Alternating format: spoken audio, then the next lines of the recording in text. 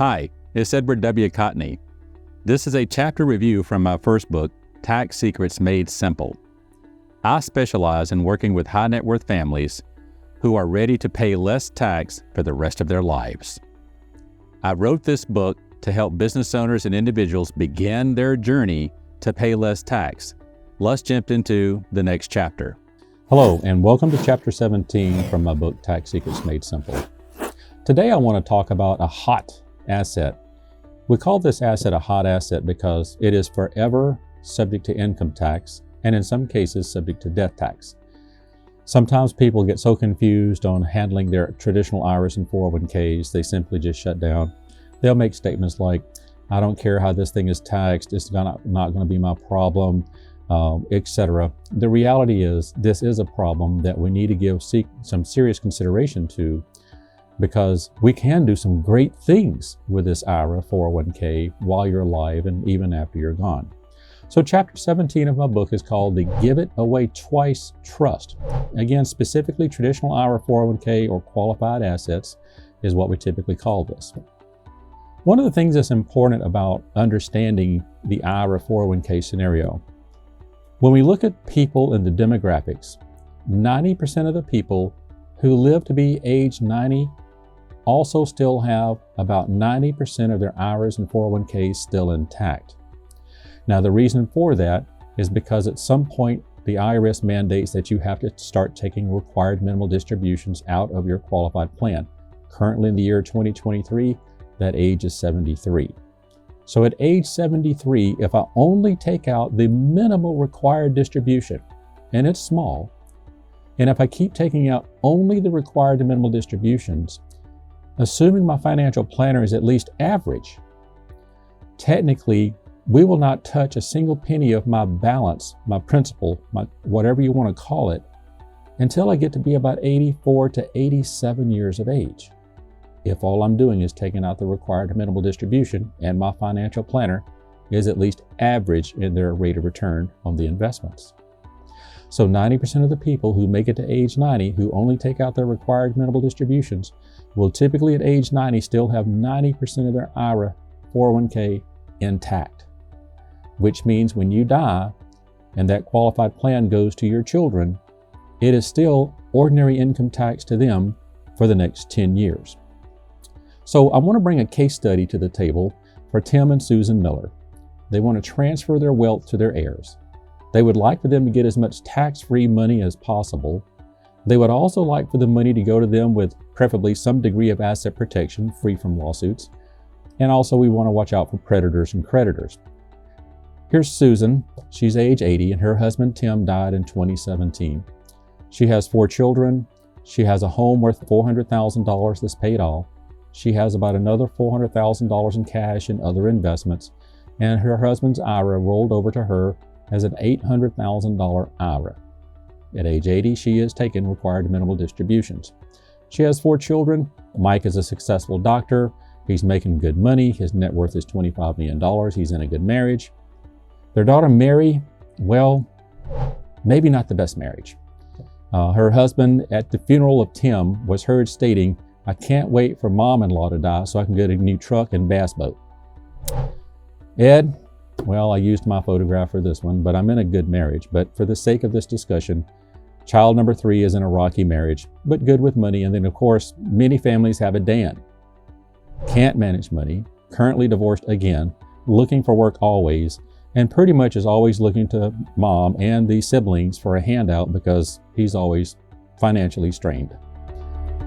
So let's focus on the tax issues for Susan at her death. The house gets a step up in basis, no tax bill. The cash and personally owned stock, step up in basis, no tax bill if they sell all this the next day. But the IRA, the $800,000 qualified plan, is ordinary income to the 4 kids. So if mom and dad have an equal distribution scheme, which is typically what I see most of the time, basically we have a scenario where everybody gets 1/4 of everything. The IRAs, the house, and the money. For the IRA 401k, there are some technical issues here because the IRAs and 401ks, basically the IRAs, have to be distributed out over the next 10 years. So if mom died today, that entire IRA shall be distributed out to the children, all the money out within 10 years. And there is an RMD requirement now that the 2022 Secure Act 2 rules have been put into place, we know that for certain, RMDs are required for the beneficiaries. Everything's distributed as a 1099-R as ordinary income to the kids. So her estate plan, including the $800,000 IRA, along with the house and the securities, is roughly 1.6. The model we suggested she consider was to let the house and the cash, the assets that step up with basis, what we call the good assets that have no tax exposure, those can be distributed according to whatever design scheme they have in their revocable living trust. Outright, over time, whatever. No tax. The IRA, we recommended she put that into what's called a charitable remainder unit trust for a term of years. This is called a term certain charitable trust. So basically, the designated beneficiary form for the IRA would be changed to say, upon the death of mom, this IRA will go to this charitable remainder trust named the Susan Miller Charitable Remainder Trust with an EIN number. An attorney would set this up in advance while she's alive today, and it's basically a dry trust or an unfunded trust that's just sitting there waiting to be funded.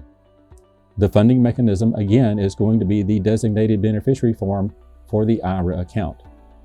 When mom passes away, the IRA custodian transfers the monies to the appropriate account, and now the money has just moved tax-free from the IRA custodian to the to the charitable remainder trust. Since this is a term of years charitable remainder trust, it's a term of years for 20, maximum allowed by law, and this charitable trust will pay out to the children 5.3% a year for the next 20 years, which means $42,400 will be divided among the 4 children equally, which is about $11,000 and change per kid for the next 20 years. And when you think about the 4 kids, getting an extra $11,000 added to their income is probably not going to bump them into a higher tax rate or tax bracket. So we have a degree of tax optimization here versus them taking it out all at once over 2 or 3 years or even up to 10 years. So we have optimized the tax outcome to help the kids get beneficial. At the end of the charitable trust, assuming just a modest return on investment here, this charitable trust should have about $898,000 in it that's going to go to one or more charities after the trust has done its job. So in effect, we started out with $800,000 of highly taxable assets, gave the kids an income stream of $896,000 with increased tax efficiency and a degree of asset protection, and at the end of 20 years, charity gets nearly $900,000. Without question, we just gave this hot, terrible asset to own at death away twice with great tax efficiency, asset protection, and a beautiful gift for charity. Yeah, the IRS still got a couple of dollars, but nowhere near the dollars that we're going to get with the existing plan. So the charitable trust does provide a degree of asset protection because the kids can't reach into the bucket and take out what they want. It's outside of everyone's taxable estate for their personal estate taxes. The CRUT pays an income stream for 20 years with less income tax exposure. Charity gets a big, fat, substantial gift. The IRS gets a little less, and frankly, we're going to see probably a strong 30% or more tax benefit for the kids. Susan has peace of mind knowing that her children will remember her and Tim with each distribution. Now let's think about that for a minute. When Susan passes away, the estate is liquidated. The money is distributed to the children to use as they please. Here we have an income stream that's going to make a deposit electronically into their bank accounts quarterly for the next 20 years.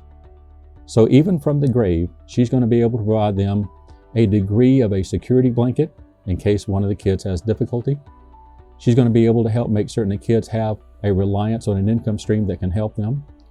She's going to have the ability to understand that even though her and Tim aren't there, every time they get a deposit, they're probably going to remember mom and dad versus no deposits for the next 20 years. Not that I'm trying to say this is a way to make certain the kids come visit your gravesite, but it is something kind of cool to think about. Susan's also pleased that her IRA will transfer with a degree of asset protection.